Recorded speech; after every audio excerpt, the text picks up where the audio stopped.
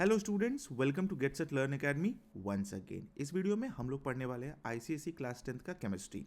और केमिस्ट्री में कौन सा चैप्टर को कवर करने वाले हैं हम लोग? Mole concept and stoichiometry. ठीक है, इसमें हम लोग इस वीडियो में हम लोग देखेंगे कि टॉपिक क्या क्या पढ़ना है हम लोग को इस वीडियो के लिए। ठीक है, छोटा छोटा टॉपिक है। इंट्रोडक्शन पार्ट में हम लोग थोड़ा सा रिकॉल करेंगे क्लास 9th में क्या क्या पढ़े हैं वो, और उसके बाद फिर अलग अलग लॉज आएगा, अलग अलग न्यूमेरिकल्स हम लोग सॉल्व करेंगे। ठीक है, तो चलिए बिना देर किए हम लोग स्टार्ट करते हैं इस वीडियो को। सबसे पहले क्या करना है, हम लोग को देखना है topic covered in this video. इसमें क्या हम लोग टॉपिक कवर कर रहे हैं? सबसे पहले इंट्रोडक्शन देखेंगे और इंट्रोडक्शन के अंदर ही हम लोग आएंगे प्रेशर वॉल्यूम रिलेशन और बॉयल्स लॉ। ठीक है, बॉयल्स लॉ जो प्रेशर वॉल्यूम रिलेशन से रिलेटेड होगा। फिर पढ़ेंगे टेम्परेचर वॉल्यूम रिलेशन, ठीक है, जो कि होगा चार्ल्स लॉ। चार्ल्स लॉ में रिलेटेड हम करेंगे कौन सा? टेम्परेचर और वॉल्यूम को। फिर देखेंगे गैस इक्वेशन। गैस इक्वेशंस के बारे में पढ़ेंगे, उसका इक्वेशन देखेंगे, फॉर्मूला जो भी निकलेगा उसको ध्यान में रखेंगे। फिर देखेंगे एसटीपी, स्टैंडर्ड टेम्परेचर प्रेशर, ये इंपॉर्टेंट हो जाता है। ठीक है, और उसके बाद समझेंगे टेम्परेचर स्केल, ये भी छोटा सा टॉपिक है, उसको हम लोग खत्म करेंगे। मतलब ये लिटरली ये वीडियो जो होने वाला ना आपके लिए हो जाएगा क्लास 9 का एक रिकॉल, जो कि इस चैप्टर को मोल कॉन्सेप्ट एंड स्टोइकियोमेट्री को समझने में बहुत ज़्यादा हेल्पफुल होगा। ठीक है, चलिए तो बिना देर के हुए स्टार्ट करते हैं। सबसे पहला चीज़ इंट्रोडक्शन में हम लोग क्या पढ़ते हैं? देखिए, इंट्रोडक्शन में हम लोग देखेंगे, हम लोग क्लास 9th में ऑलरेडी बहुत सारा चीज़ पढ़े हैं गैसेस के बारे में। क्या पढ़े भाई? Behaviour gases, behaviour of gases पढ़े हैं। तो वो सारा का सारा बिहेवियर से रिलेटेड ही इस चीज़ में है, यानी कि इस चीज़ को थोड़ा सा हम लोग डीप में पढ़ेंगे इस चैप्टर में। बिहेवियर ऑफ गैसेस कहने का मतलब क्या हो गया कि all gases behave similarly under similar condition of temperature and pressure.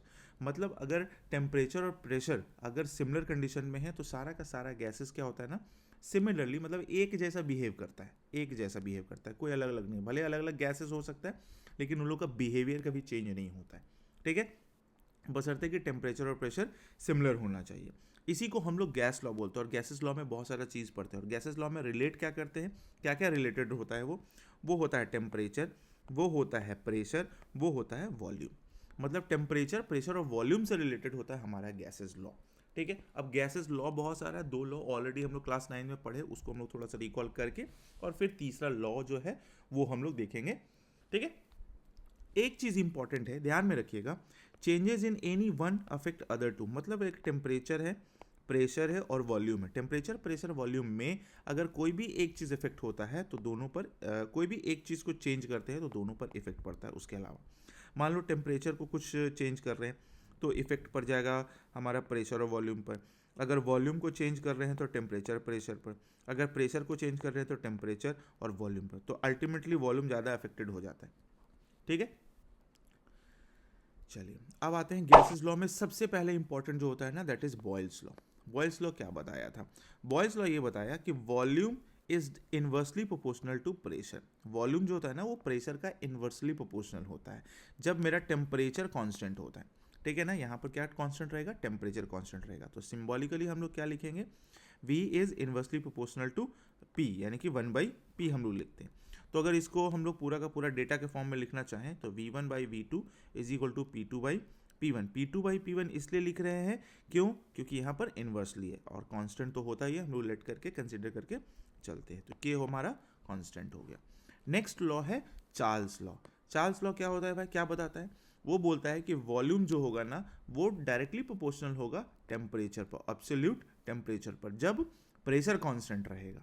ठीक है, तो V is directly proportional to T हो गया। तो यहाँ कर सकते हैं V1/V2 is equal to T1/T2, ये हो गया। तो V1/V2 is equal to T1/T2। चलिए भाई, ये तो समझ में आ गया। अच्छा, चार्ल्स लॉ में एक और चीज़ है जो हम लोग पढ़ते हैं, क्या है भाई? वॉल्यूम इंक्रीज और decrease by 1/273 of its volume for 1 degree increase और डिक्रीज इन टेम्परेचर। मतलब टेम्परेचर में ऐसा लिख लेते हैं हम लोग, अगर टेम्परेचर में 1 डिग्री का कुछ भी बढ़ोतरी चाहे घटोतरी होता है, मतलब इंक्रीज और डिक्रीज होता है, ठीक है, 1 डिग्री इंक्रीज और डिक्रीज होता है, तो वॉल्यूम जो होता है ना, वॉल्यूम जो होता है ना अपने वॉल्यूम का 1/273 इंक्रीज और डिक्रीज कर जाएगा। तो ये इंपॉर्टेंट फैक्टर है, ये चीज़ आप ध्यान में रख सकते हैं कि 1 डिग्री टेम्परेचर पर कितना चेंजेस होता है? 1/273 ऑफ वॉल्यूम। मान लीजिए 100 है तो 100 का 1/273 1 डिग्री टेम्परेचर पर ऊपर नीचे हो जाएगा। क्लियर हो गया? तीसरा हो गया। चलिए चौथा नंबर में आते हैं, that is gas equation. Gas equation क्या होता है, कैसे बनता है भाई? ये दोनों बॉयल्स लॉ और चार्ल्स लॉ को जब कंबाइन कर देते हैं, दोनों फॉर्मूला को जब हम लोग कंबाइन कर देते हैं तो हमारा ऐसा कुछ निकल कर आता है, ठीक है। V is direct inversely proportional to P and directly proportional to T। अब इसको मिलाते हैं तो T बाई P हो गया, और P को क्रॉस यानी कि ये यहाँ पर क्रॉस मल्टीप्लिकेशन कर देते हैं तो VP बाई T हो गया, इज इक्वल टू हमारा K कांस्टेंट हो गया। तो यहाँ से भी हम लोग फॉर्मूला क्रिएट कर सकते हैं, V1 P1 by T1 is equal to V2 P2 by T2, और is equal to K constant consider कर ही रहे हैं हम लोग।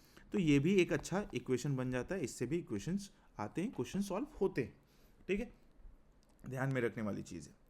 आगे बढ़ते हैं, STP। STP क्या होता है?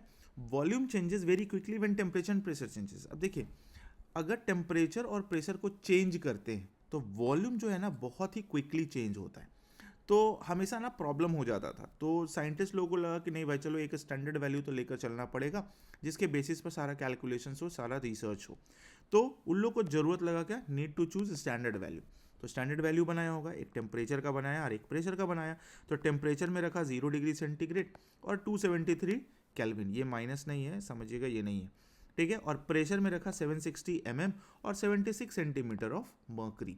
76 सेंटीमीटर है या तो 760 mm ले लीजिए, है ना, ध्यान में रखिएगा। सेंटीमीटर को मिलीमीटर में लाने के लिए 10 से गुना करते हैं और मिलीमीटर को सेंटीमीटर में लाने के लिए 10 से डिवाइड करते हैं, इसलिए लिया गया 76 mm और 76 cm, याद में रखिएगा। अब इसी वैल्यू, ये दोनों वैल्यू को taken as a standard value लिया गया और इसी को यूज़ किया जाता है। तो हम लोग के लिए एब्सोल्यूट जो स्टैंडर्ड वैल्यू होगा टेम्परेचर का 0 डिग्री सेंटीग्रेड और 273 केल्विन हो जाएगा, और जो प्रेशर जो होगा वो 760 mm होगा और 76 सेंटीमीटर ऑफ Hg होगा। क्लियर हो गया। अब आते हैं next, temperature scale. Temperature scale क्या होता है भाई? एब्सोल्यूट स्केल और केल्विन स्केल बोलते हैं इसको। यहाँ पर एब्सोल्यूट 0 का वैल्यू हम लोग लेकर चलेंगे, कितना भाई? 0 केल्विन, और डिग्री सेंटीग्रेड में अगर चेंज करते हैं तो -273 डिग्री सेंटीग्रेड। बहुत ही कम टेम्परेचर होता है, 0 बिलो 0 है इतना, 0 से 273 पॉइंट नीचे है। सोच लीजिए 0 पर बर्फ बनता है और 273 पर क्या ही क्या हो जाएगा। तो ये है टेम्परेचर, जो भी है रिसर्च में जो ज़रूरत था, चाहे जैसे इसका नीड पड़ा वैसे वैसे अपना टेम्परेचर दिया गया। तो एब्सोल्यूट 0 को हम लोग क्या बोलेंगे? 0 केल्विन और -273 डिग्री सेंटीग्रेड। क्लियर हो गया। तो अब फाइनली हम लोग वीडियो में एक थोड़ा सा रिकैप ले लेते हैं इस वीडियो का। इस वीडियो में हम लोग क्या क्या पढ़े? देखो, सबसे पहले टॉपिक देख लिए कि क्या क्या हम लोग को टॉपिक पढ़ना था, ठीक है। उसके बाद हम लोग इंट्रोडक्शन देखें कि चलो उसमें गैस लॉ कैसे आ रहा था, ठीक है ना, ये क्लास 9th में हम लोग बिहेवियर ऑफ गैसेस पढ़े थे। उसके बाद सेकंड में आ जाते हैं फिर बॉयल्स लॉ, फिर चार्ल्स लॉ, उसमें भी 2 इक्वेशन निकाले। ये दोनों इक्वेशंस को हम लोग कंबाइन किए तो हमारा गैस इक्वेशन निकल के आया, यहाँ भी एक फॉर्मूला बन के आया। फिर पढ़े हम लोग STP, उसके बाद पढ़े टेम्परेचर स्केल। तो इस वीडियो में हम लोग इतना ही पढ़ेंगे। ये हो गया पूरा का पूरा इंट्रोडक्टरी पार्ट। अब जो लॉज आएगा ना वो हो जाएगा हमारा एकदम पूरा न्यूमेरिकल वाला, कि हाँ उससे न्यूमेरिकल बनाना है, आएगा। ये सब पहले का हो गया रिकॉल थोड़ा सा। अब क्वेश्चन आएगा तो यहाँ से भी बना लिया जाएगा, ठीक है। तो अगर आपको वीडियो पसंद आया और लिख कर बताने का और नोट्स देने का अगर ये तरीका आपको अच्छा लगा है तो वीडियो को लाइक कर दीजिएगा। अगर शेयर नहीं किया तो शेयर भी कर दीजिएगा दोस्तों को, ताकि उनको भी एक अच्छा नीट एंड क्लीन कंटेंट मिल जाए। और सब्सक्राइब कर दीजिएगा अगर सब्सक्राइब नहीं किए हुए हैं तो। पहले भी हम देख लेते हैं, अगर स्टैटिस्टिक्स में देखते हैं ना यूट्यूब स्टूडियोज़ में, तो बहुत सारे लोग वीडियोस तो देख लेते हैं बट सब्सक्राइब नहीं करते। तो आप भी सब्सक्राइब कर दीजिए, सब्सक्राइब करने में टाइम नहीं लगता है, बस हिट करना होता है एक बटन को, बस हो जाता है, ठीक है। तो बस अब नेक्स्ट टॉपिक के साथ हम लोग नेक्स्ट वीडियो में मिलेंगे। तब तक आप लोग प्रैक्टिस कर लीजिए, थोड़ा सा 1-2 बार वीडियो को देख लीजिएगा, ठीक है, तब आपको अच्छे से समझ में आएगा। चलिए मिलते हैं नेक्स्ट वीडियो में, तब तक के लिए thank you so much, take care, bye bye.